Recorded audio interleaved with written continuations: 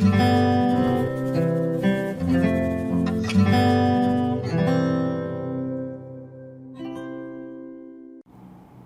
solve the simultaneous equations problem.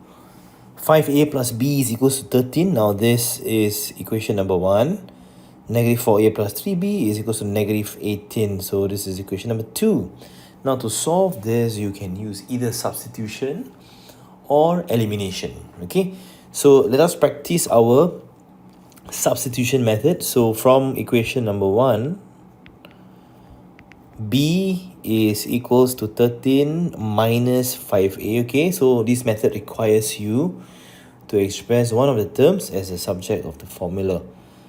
Alright, so this is equation number 3. So what we do here now, we sub equation number 3 into 2. Okay, so since we have not used equation 2 yet, we have only used number 1, we can sub this new equation into the next equation. So negative 4a plus 3b, now b has been replaced, substituted with 13 minus 5a, and this is negative 18.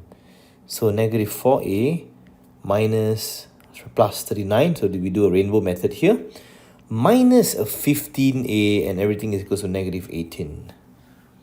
Alright, so we combine the a's, negative 4 minus 15, that is negative 19a. Negative 19a is equal to negative 18 minus 39. Bring all the numbers over. Negative 19a will be equals to negative 18 minus 39, and that is a negative 57. So you can find a already by doing a division, negative 57 over negative 19. And a is very nicely a whole number of 3. So to find b, you just substitute a back into your third equation. This is exactly b. It's 13 minus 5 times 3.